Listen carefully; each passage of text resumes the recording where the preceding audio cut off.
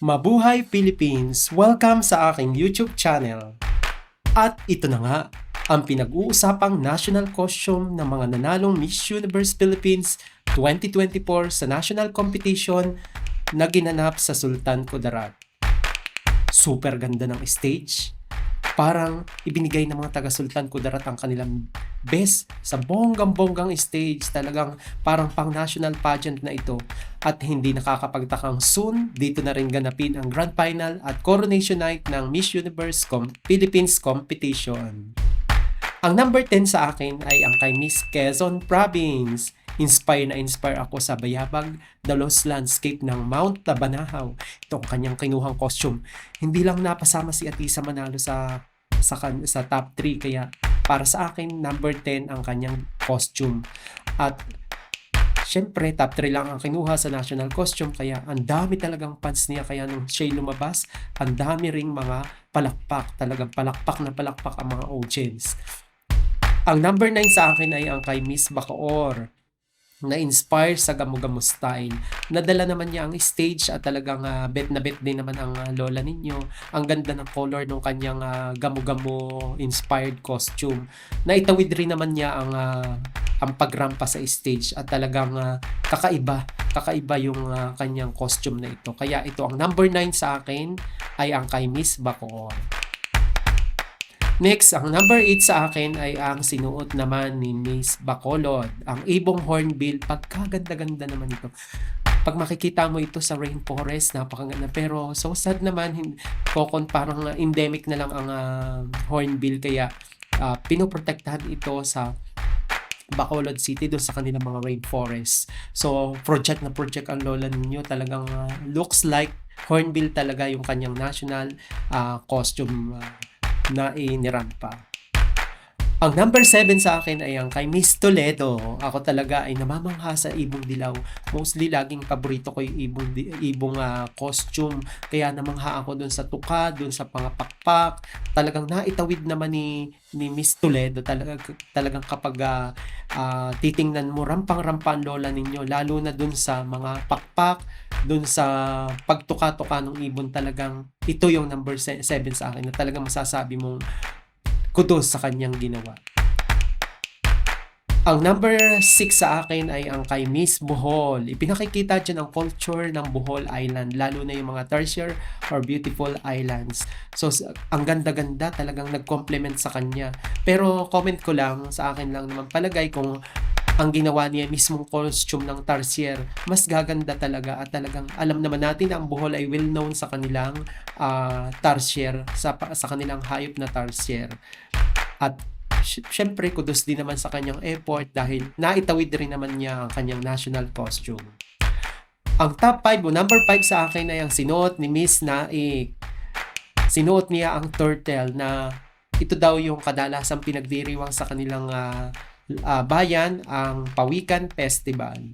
So kitang-kita rin naman ang pagrampa na itawid niya, kitang-kita yung kaseksihan at kitang-kita rin yung magandang costume niya. Fit na fit sa kanyang katawan at talagang kala mo'y turtle talaga. Pawikan ang paglakad ni Miss Nae. At ito na nga, ang number 4 sa akin ay ang kay Miss Zambales. Gandang-ganda ako sa kanyang inspired national costume na may zebra, may peacock at yung leon na inspired daw ito sa Subic Safari. Dito nga naman sa Subic narito yung safari. Ang ganda way back 2012 nang makarating ako dito. Ang ganda-ganda ng kanilang Subic Safari. At talagang naitawid naman ni Miss Zambales ang kanyang national costume. At ito na nga, ang number 3 sa akin ay ang ginawa ni Miss Tacloban. Nga ang lizard na embody sa goddess of the sun, indecent, golden, ever-changing, and evolving. At alam naman natin na ang lizard ay ancient symbols of fearlessness and transformation at ito'y located sa kanilang isolated region sa Tacloban. The goddess uses humanity back into their true place as sanctuary makers in the face of difficult like destruction and climate change. At kitang-kita naman ninyo ang aurahan pa lang, talagang parang yung lizard ay gumagalaw at saka yung color combination ay fit na fit sa kanyang katawan. O, tingnan ninyo mga kamabuhay pageant fans, mga kabubuhay Philippines.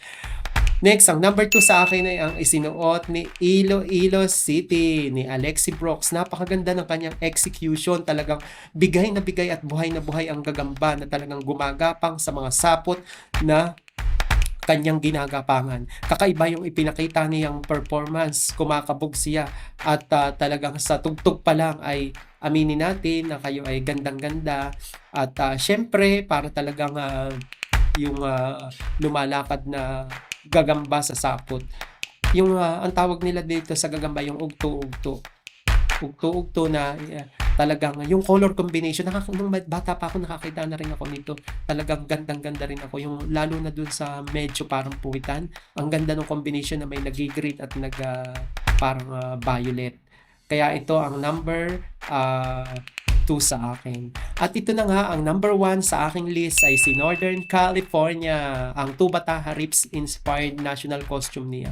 Gandang-ganda ako pero parang nakikinita ako dito yung sinuot na national costume ni MJ Lastimosa nung way back 2014 sa Miami Beach, Florida, na yung sabi nila yung para daw ice cream cake. Talagang nababash na naman dito si Mary Jane Lastimosa, Philippines.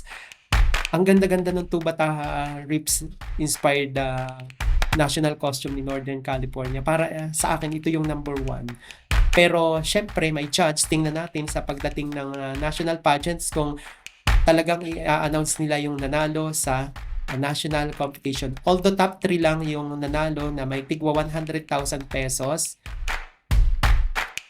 At pero sa bandang huli, kudos sa mga government official ng Sultan Kudarat. Binigyan nila ng 50,000 pesos ang bawat isa. Right after nung national competition, nagkaroon sila ng announcement. Pero off camera na lang yun, hindi natin nakita.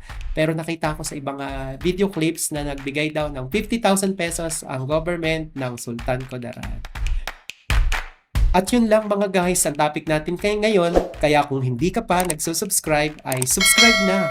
At huwag rin ninyong kalilimutang mag-likes at mag-comment para nagkakaroon tayo ng interaction sa aking mga video. Kaya hanggang sa muli, paalam, kita-kits tayong muli.